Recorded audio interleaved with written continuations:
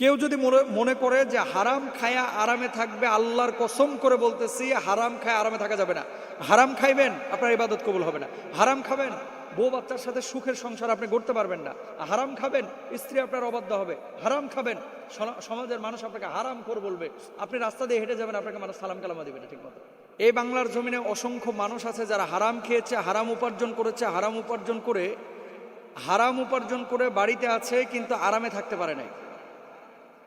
AC 26-এ দিয়ে ঘুম আসে না, 24-এ দিয়ে ঘুম আসে না। অন্যের হক মেরে খাওয়া এবং অন্যের হক মেরে হারাম খেয়ে আরামে থাকা সম্ভব কি না, ইসলামী শরিয়া কি বলে? অনেক সময় দেখি যে অনেক মানুষ হারাম খাচ্ছে, কিন্তু তার বাড়ি হচ্ছে, গাড়ি হচ্ছে, এসি গাড়িতে চলতেছে, খুব গর্জিয়াস লাইফ লিড করছে, আরামে থাকছে। আমরা হালাল পথে থেকে এত কষ্ট কেন পাচ্ছি? ভেরি ভেরি ইম্পর্টেন্ট একটা বিষয়। এই প্রশ্নটা যারা আপনারা যিনি করেছেন, এই প্রশ্নটা কিন্তু অনেকেরই, শুধু একজনের না। পাশের বাড়ি যে মানুষটা হারাম করে, এ খুব গর্জিয়াস লাইফ লিড করছে এবং খুব সুখে শান্তিতে আছে, আর যিনি হালাল গ্রহণ করছেন তিনি সুখে শান্তিতে থাকতে পারছেন না। এটা ভুল। আপনারা যেটা মনে করছেন যে হারাম খাওয়ার পরে কেউ আরামে থাকবে অন্যের হক মেরে, এটা ভুল।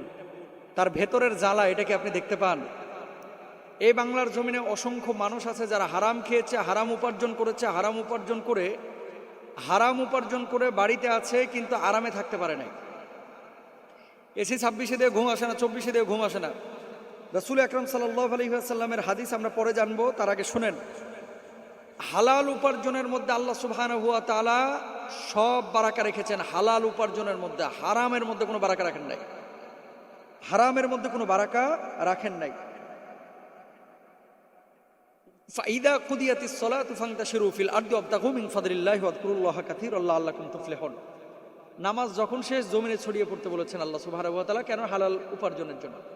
আচ্ছা, একজন রিকশাওয়ালা রিকশা চালায়, কামাচ্ছে মাসে 16,000 টাকা, তার শরীরে কোনো রোগ বালাই নাই, তার ছেলে মেয়েরা ভালো, তার বউ বাচ্চার সাথে সুখকর একটা পরিবেশ আছে, সেটা বেশি ভালো নাকি আরেকজন 6 লক্ষ টাকা কামাচ্ছে, পুরো ফ্যামিলির সদস্যদের মধ্যেই রোগ বালায় একেবারে ভরা, ডাক্তারের পেছনে দৌড়াইতে দৌড়াইতে লাখ লাখ টাকা শেষ, পরিবারের সুখের কোনো অবস্থা নাই, সেটা ভালো? অবশ্যই আপনি বলবেন 16,000 টাকা ভালো।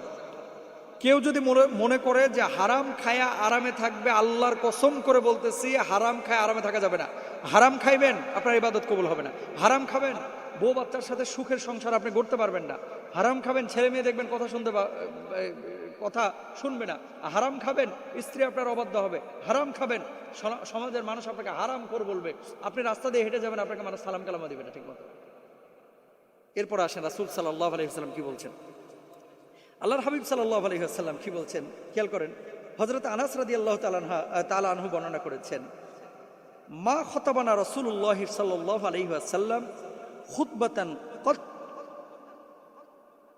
মা খতাবনা রাসূলুল্লাহ সাল্লাল্লাহু আলাইহি ওয়াসাল্লাম খুতবাতান কত্তুন ইল্লা ক্বাল ইন্নাহু লা ঈমানা লিমান লা আমানাতা লাহু ওয়া লা দীনা লিমান লা আহদা লাহু।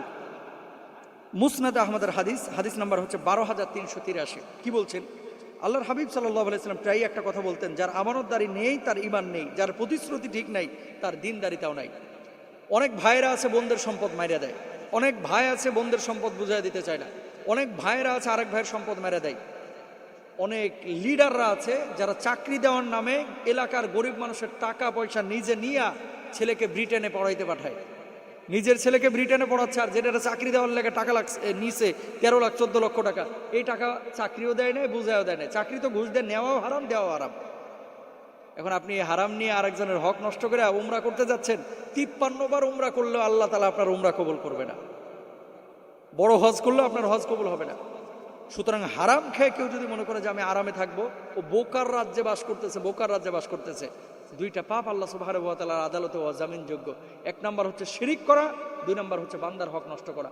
আপনি আরেকজনের হক মেরে এসে তাহাজ্জুদের নামাজ পড়তেছেন 80 রাকাত, আরেকজনের হক মেরে নামাজ পড়তে পড়তে কপালে আপনি 6 ইঞ্চি কালো দাগ ফেলাই দিলেন, আরেকজনের হক মেরে আপনি মানে শত শত রাকাত নামাজ আদায় করতেছেন। আল্লাহর নামে হলফ করে বলতেছি, এই নামাজ আপনার কবুল হবে না, নামাজ কবুল না হওয়ার সম্ভাবনা বেশি, কারণ হালাল উপার্জন ইবাদত কবুলের প্রথম শর্ত। এরপর আসেন রাসূল আকরাম সাল্লাল্লাহু আলাইহি সাল্লাম অন্য হাদিসে, এটা হচ্ছে সহিহ মুসলিমের হাদিস, হাদিস নাম্বার 224, তিনি কি বলছেন? লা তুকবালু সালাতুন বিগাইরি তুহুরিন ওয়ালা সাদাকাতুন মিন গুলুলিন, ওযু ছাড়া নামাজ কবুল হয় না, আর আত্মসাদের অর্থাৎ অবৈধভাবে উপার্জিত সম্পদের সাদাকাও কবুল হয় না। ওযু ছাড়া যেমন নামাজ কবুল হয় না, অবৈধ আত্মসাৎ করা হক মারা সম্পদ দিয়ে দান করলেই দান কবুল হয় না। এবং আরেকটি হাদিসের মধ্যে আল্লাহ রাসূল সাল্লাল্লাহু আলাইহি ওয়াসাল্লাম বলে দিয়েছেন, হালাল উপার্জন হচ্ছে ইবাদত কবুলের প্রধান শর্ত।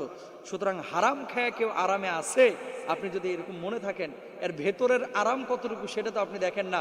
দেখা যাবে গুলশানে আছে, দেখা যাবে বনানীতে আছে, বউয়ের সাথে কথা বলে না 7 দিন 8 দিন, বউ তারা কুকুরের মতো দেখে আর বউকেও সে কুকুরের মতো দেখে, এরকম আচার আচরণ, কি মারামারি, কি হিংসাত্মক আচরণ। বাইরে থেকে একেবারে ফিটফাট, ভেতরে পুরাই সদরঘাট। শান্তি নাই, শান্তি নাই ভাই। শান্তির জন্য হালাল দরকার, শান্তির জন্য কোরআনের পথে আসা দরকার। আল্লাহ আমাদেরকে বোঝার তৌফিক দান করুন।